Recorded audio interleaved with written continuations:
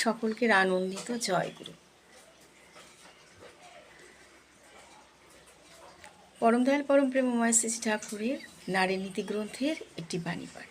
ভিক্ষুক না সাজায়, তুমি তোমার স্বামীর ভালোবাসার ভিক্ষুক সাজিও না, বরং তুমি তাহার প্রতি সেবা যত্ন ভক্তি ভালোবাসার উৎস হইয়া দাঁড়াও। দেখিও দুঃখ ও দোষ ও দৃষ্টি হইতে কতখানি রেহাই পাও। বাণী সংখ্যা ৯৭।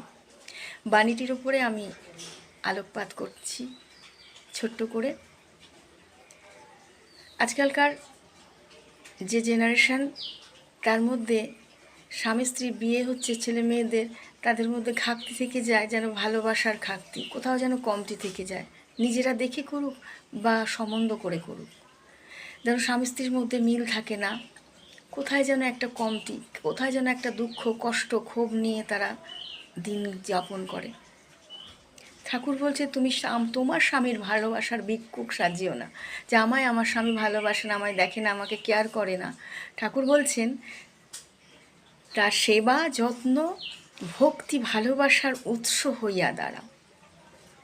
এই বাণীটির উপর যদি কেয়ার করে একটু নজর দিয়ে সেটা যদি করার চেষ্টা করে, যে তাকে ডিউটি থেকে আসলো, তার জল তার গামছাটা এগিয়ে দেওয়া, তাকে চা সামনে ধরা, তার টিফিনটা করে দেওয়া, তার জামা কাপড় কোথায় নোংরা হয়েছে তাগুলোকে কেচে দেওয়া, এগুলো সাধারণ ঘরের মধ্যে যেগুলো হয় সেগুলো যদি মেয়েরা মানে ঘরের বউরা যদি করে, সেই স্বামীর প্রতি ভালোবাসা, একটু সহানুভূতি, একটু আদর, একটু মমতা যদি দেয়, তখন দেখা যাবে সেই সব ছেলেরা, সেই সব স্বামীরা কিন্তু অনেক অনেক বদলে যায়, অনেক বদলে যায় তাদের মন।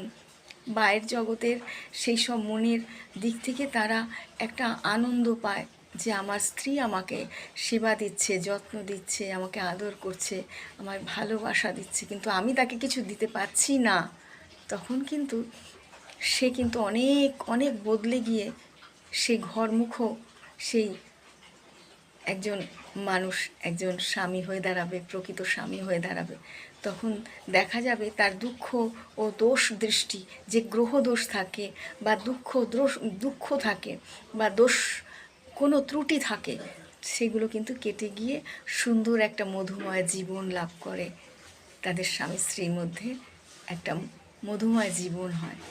আমি এই বাণীটির উপর ছোট্ট একটু আলোচনা করলাম। আপনাদের ভালো লাগলে আপনারা বলবেন, আমাকে শেয়ার করবেন, আর সাবস্ক্রাইব করে একটা লাইক করবেন।